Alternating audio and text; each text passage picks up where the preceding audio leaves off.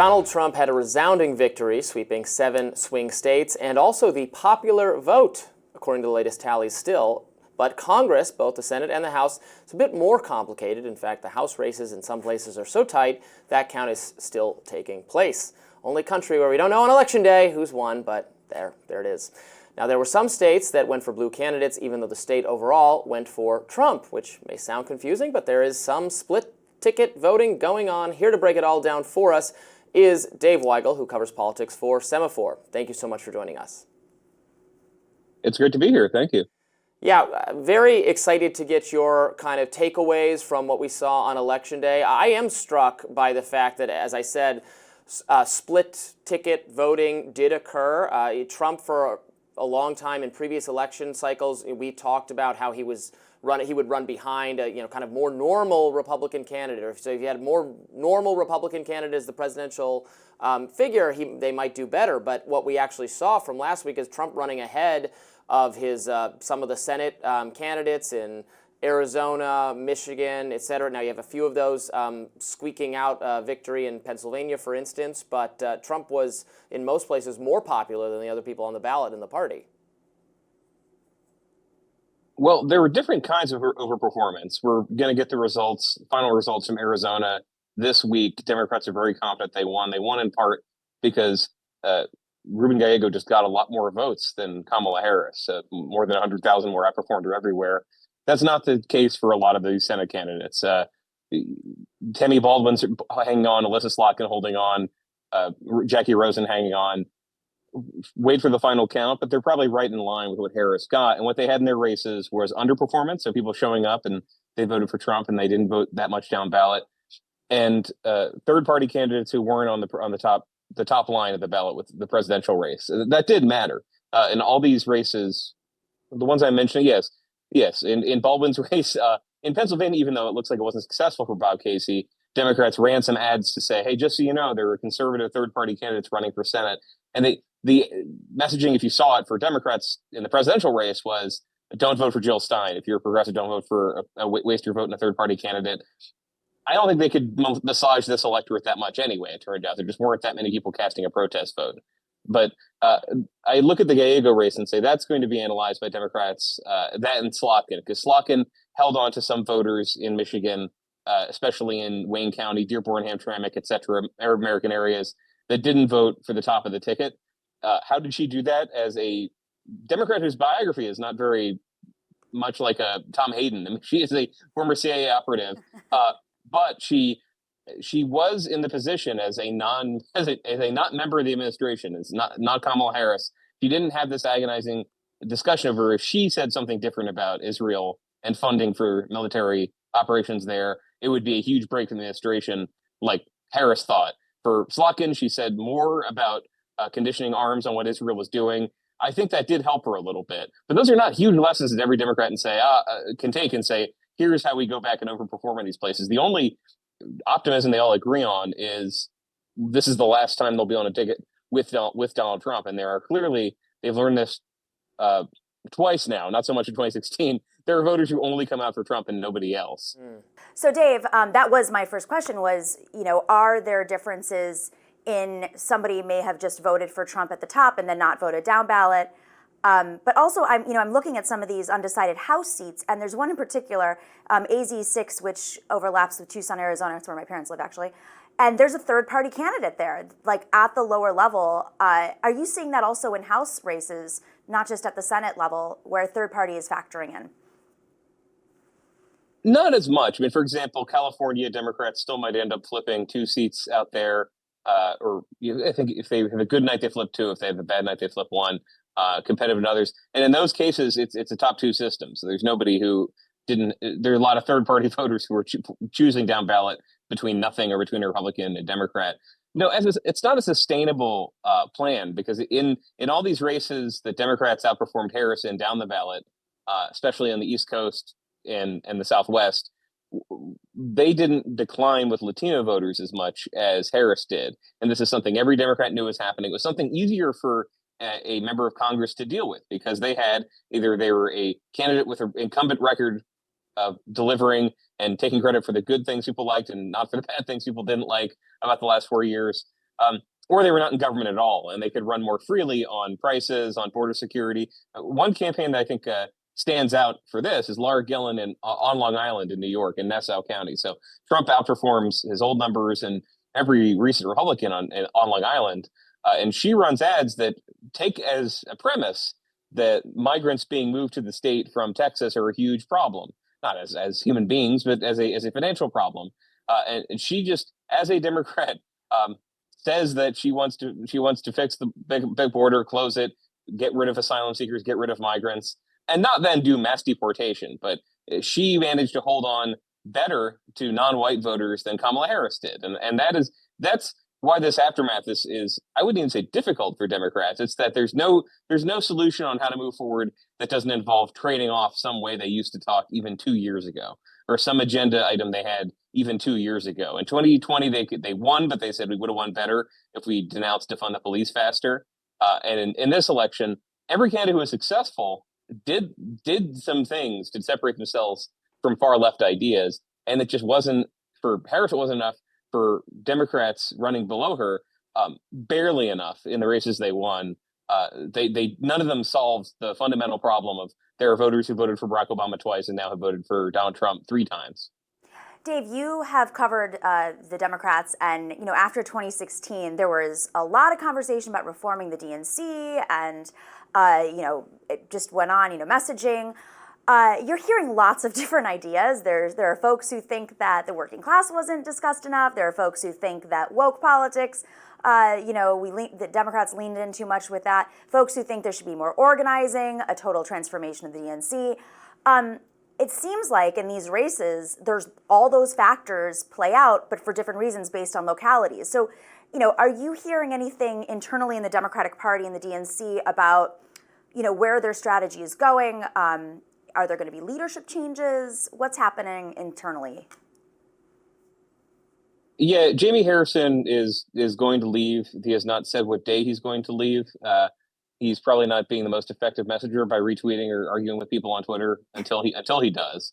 But no one thinks he's going to go for another term, and I'd say few people think, and this is not litigated yet inside the DNC, what's going to happen to the next schedule. As you know better than almost anybody, I know that's going to take maybe a year and a half, 2 years for them to say, okay, now we're going to this state going first. And when it comes to who will lead the party and who's in that fight, so there have been conversations among progressives and among state Democratic Party chairs. And I'm I have nothing that you can't read in Politico about this. We're all talking the same people. A lot of the state chairs say we want one of our own. I've heard Ken Martin, I've heard Ben Wickler, chairs in Minnesota and Wisconsin, people who have run state parties, held on when people didn't think we could hold on, and know the mechanics of what it takes to fund these parties.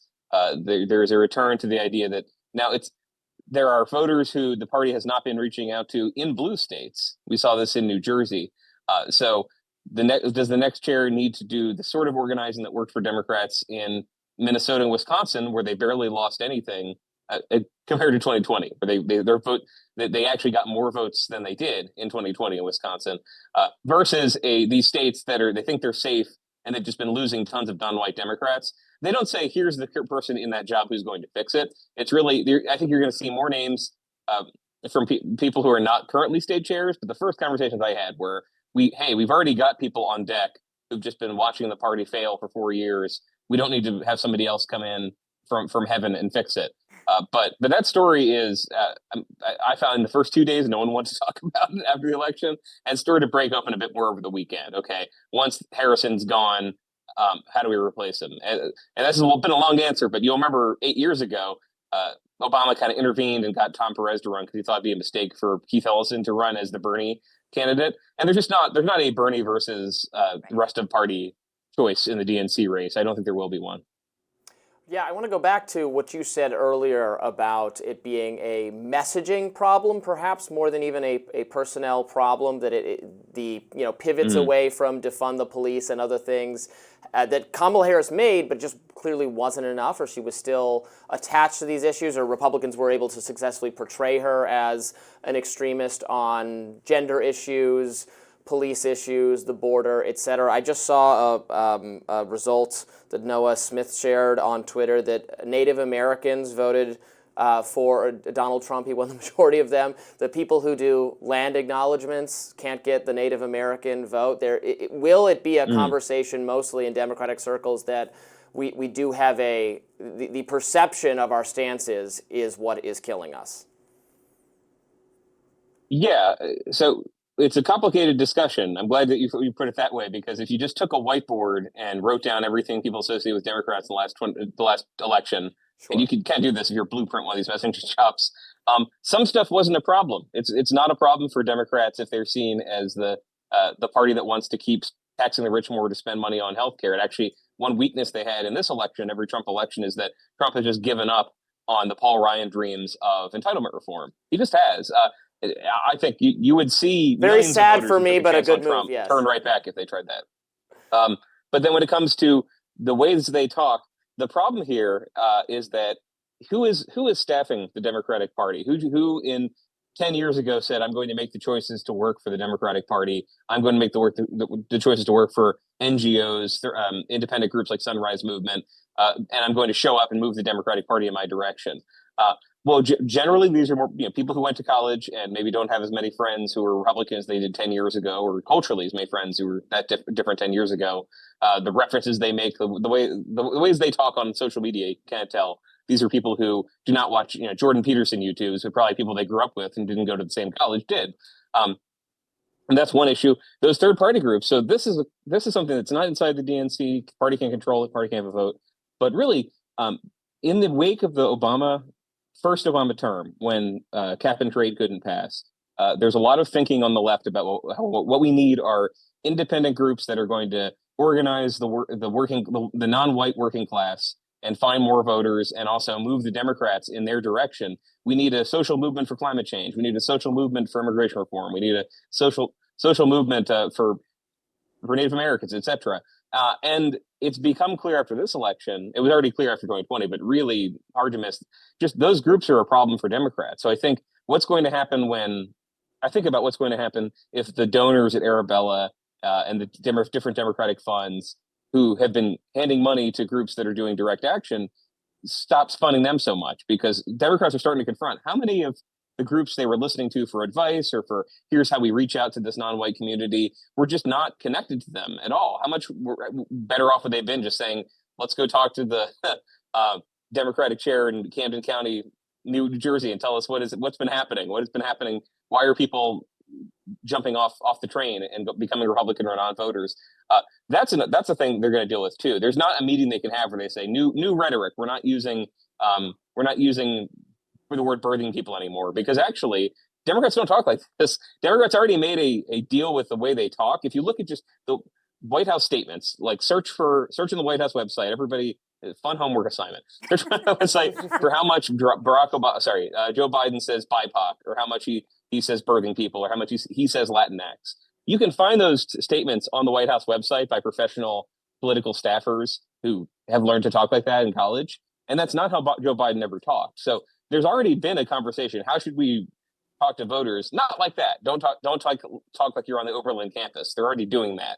But why are you associated with those people? That's the tough one, because a lot of pop culture and all of academia has that rhetoric. And how can Democrats say, look, please continue voting for us, people in Ann Arbor, but we're not going to talk like you. We're not going to use this language. When we get into power, we might not even do everything you're asking.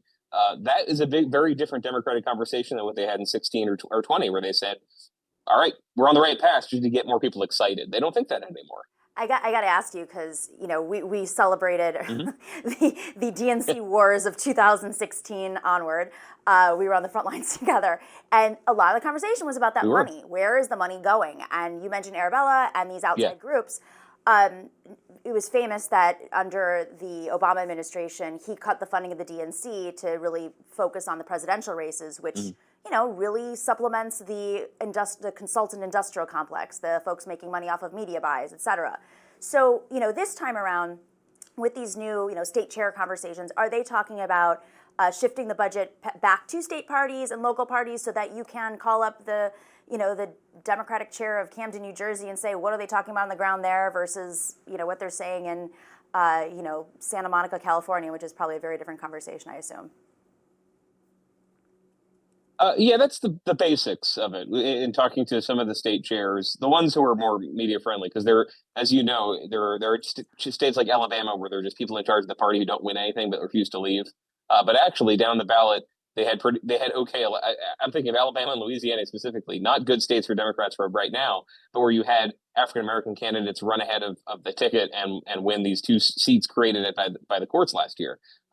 So yes, that's the conversation. Is okay, should we be funding more grassroots organizing in states that is not run through the prism of college educated professional organizers or media strategists? Because there's not, just back up a second, who are the Democrats relying on their fundraising or on TV appearances to speak out to the frustrated working class Democratic voter? I would say James Carville, who is at the end of his political career. He just turned 80 this year, who is a 40-year-old Democratic strategist who has success in reaching these voters. I can't name one, not because I'm lazy, but a lot of people thought they could, and they just haven't been. And I that's why the start of the conversation we're talking about the overperformance by some down ballot candidates.